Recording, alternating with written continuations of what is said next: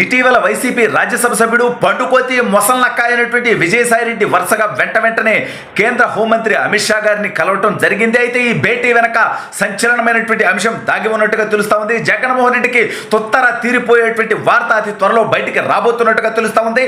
అసలు జగన్మోహన్ రెడ్డికే అపాయింట్మెంట్ ఇవ్వనటువంటి అమిత్ షా గారు విజయసాయిరెడ్డికి ఎందుకు ఇచ్చాడు, దీని వెనక ఏం జరుగుతోంది అనేటువంటిది ఈ వీడియోలో వివరించబోయే ముందుగా ఇప్పటి వరకు మన ఛానల్ సబ్స్క్రైబ్ చేయని వాళ్ళు ఖచ్చితంగా సబ్స్క్రైబ్ చేయండి. ఇక విషయానికి వస్తే విజయసాయిరెడ్డి గారు కేంద్ర స్థాయిలో ఏ స్థాయిలో బ్రోకరింగ్, బ్లాక్మెయిలింగ్, అదేవిధంగా లాబియింగ్ చేశాడనేది మనందరికీ తెలిసినటువంటి విషయమే. కేవలం విజయసాయిరెడ్డి గారి వల్లనే జగన్మోహన్ రెడ్డి ముఖ్యమంత్రి అయ్యాడు. అంటే జగన్మోహన్ రెడ్డి గారి అక్రమ సంపాదన కూడా విజయసాయిరెడ్డి కారణం. అందుకే జగన్ గారు ప్రతి కేసులో ఏమనగా ఉంటే ఈడు ఏటుగా ఉంటాడు.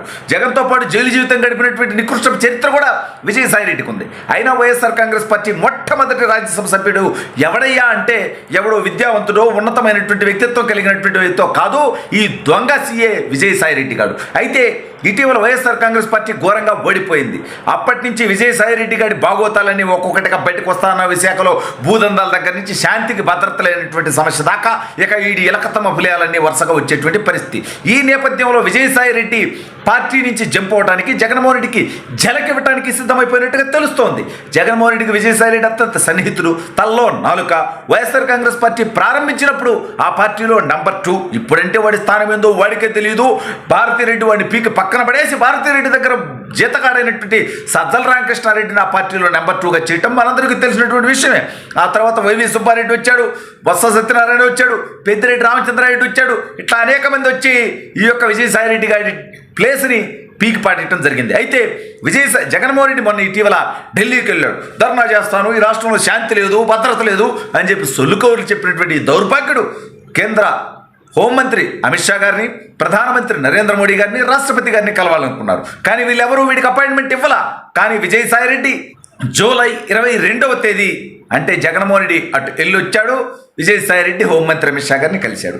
మళ్ళీ ఆగస్టు 1వ తేదీ అంటే 10 రోజులు కూడా గ్యాప్ లేకుండానే మళ్ళీ విజయసాయిరెడ్డి అమిత్ షా గారిని కలిశాడు. అసలు ఇదంతా జగన్మోహన్ రెడ్డి కోసమో, వైఎస్ఆర్ కాంగ్రెస్ పార్టీ కోసమో, ఈ రాష్ట్ర ప్రజల కోసమో కాదు.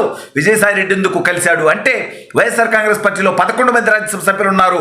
ఇందులో మెజారిటీ సభ్యులు అంటే దాదాపు 6 మంది సభ్యులు ఆ పార్టీ నుంచి జంప్ అవడానికి సిద్ధంగా ఉన్నారని, వాళ్ళంతా విజయసాయిరెడ్డి నాయకత్వంలో పార్టీ మారుతామంటూ ప్రపోజల్ని విజయసాయిరెడ్డి అమిత్ షా గారి ముందు పెట్టినట్టుగా తెలుస్తా ఉంది. ఇదే జరిగితే జగన్ గారు ఎన్నాళ్ళు ఈ రాష్ట్రంలో వాడుకున్నటువంటి శాసనసభ్యులు 11 మంది, కానీ రాజ్యసభ సభ్యులు కూడా 11 మంది. ఈ దేశంలో ఎవరికి ఇట్టలేరు అంటే ఇదేం గొప్ప కాదు. అంటే వీడంత నికృష్ట పరిపాలన చేస్తే ప్రజలు కేవలం 5 సంవత్సరాల్లో ఈ దౌర్భాగ్యుని 11 సీట్లకు పరిమితం చేశారనేటువంటిది అర్థం, కవిభావం. అయితే వీడి పార్టీ వచ్చే ఎన్నికల దాకా నడుపుతాడా, కాంగ్రెస్ పార్టీలో విలీనం చేస్తాడా, కాంగ్రెస్ పార్టీతో పొత్తు పెట్టుకుంటాడా, అసలు పార్టీ ఎత్తేసి వీడు పారిపోతాడా అనేటువంటి చర్చ వాళ్ళ రాష్ట్రంలో జరుగుతోంది.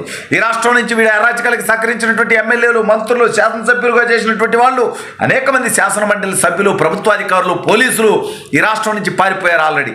అయితే విజయసాయిరెడ్డి ఇటీవల తుత్తరగా మాట్లాడుతూ ఉన్నాడు. మళ్ళీ పాత భాష అలవర్చుకున్నాడు, కారు కూతలు కూస్తా ఉన్నాడు. పదే నా కొడుకు కమ్మ కులం మెట్ట మాట్లాడుతున్నాడు.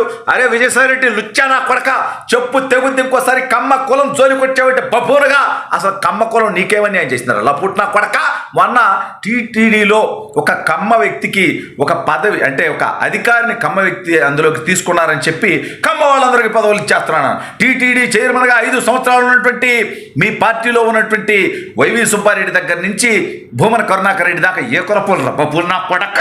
అదేవిధంగా టీటీడీ ఈఓగా ఉన్నటువంటి ధర్మారెడ్డిది ఏ కులవరా గలినా కొడక అని విజయసాయిరెడ్డిని తిట్టాలని ఉన్నప్పటికీ వాడి వయసు రీత్యా వాడిని గౌరవించాలనేటువంటిది నన్ను వాడిని తిట్టకుండా ఆపుతోంది. అదేవిధంగా తిరుపతి ఎస్పీగా, కలెక్టర్గా వీళ్ళందరినీ కూడా రెడ్లో పెట్టుకున్నటువంటి దౌర్భాగ్యుడు జగన్మోహన్ రెడ్డి విజయసాయిరెడ్డి అనేటువంటి కులకొచ్చి రోగం ఉన్నటువంటి దౌర్భాగ్యుడు.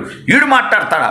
ఈ రాష్ట్రాన్ని 4 రెడ్లకి, విజయసాయిరెడ్డికి, వైవి సుబ్బారెడ్డికి, పెద్దిరెడ్డి రామచంద్రారెడ్డికి, వాళ్ళ అయోధ్యరామిరెడ్డికి పంచిపెట్టినటువంటి దౌర్భాగ్యుడు జగన్మోహన్ రెడ్డి రా.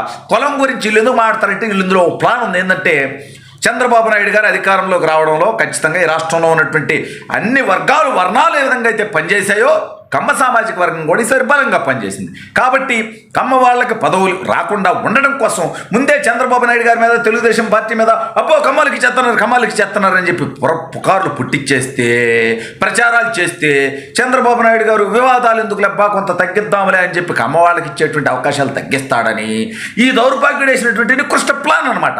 సరే, ఇదంతా పక్కన పెడదాం. ఇప్పుడు వీడు భారతీయ జనతా పార్టీలో జాయిన్ అవడానికి సిద్ధమంటూ అమిత్ షా గారికి రాయబారాన్ని పంపి బేరం పెట్టడం జరిగింది వైఎస్ఆర్ కాంగ్రెస్ పార్టీ ఎంపీలు. మరి దీనికి భారతీయ జనతా పార్టీ ఒప్పుకుంటుందా అనేది $1 మిలియన్ ప్రశ్న. ఎందుకంటే ఇవాళ ఎన్డీఏ ప్రభుత్వం తెలుగుదేశం పార్టీతో పొత్తులో ఉంది. తెలుగుదేశం పార్టీ కేంద్రంలో చాలా కీలకంగా ఉంది. ఈ నేపథ్యంలో చంద్రబాబు నాయుడు గారిని అనేక కారుకూతలు కూసి తెలుగుదేశం పార్టీ కార్యకర్తలను ఇబ్బంది పెట్టి అరాచకాల్లో భాగస్వామి అయినటువంటి విజయసాయి రెడ్డి గారిని భారతీయ జనతా పార్టీ జాయిన్ చేసుకుంటుందా అనేటువంటిది ప్రశ్న. అయితే ఇవాళ రాజ్యసభలో వాళ్ళకేదో తక్కువ ఉన్నాయని అదేమీ లే, ఏదో ఒక విధంగా రాజ్యసభలో బిల్లులన్నీ నెగ్గుతాయి. దౌర్భాగ్యులు జాయిన్ అవ్వకపోతే మాత్రం వీళ్ళకి కేంద్రాన్ని వ్యతిరేకించేటువంటి దమ్ముందా? మొత్తానికి జగన్మోహన్ రెడ్డికి విజయసాయి రెడ్డి అతి త్వరలో జలకివ్వటానికి సిద్ధపడుతున్నట్టుగా తెలుస్తోంది.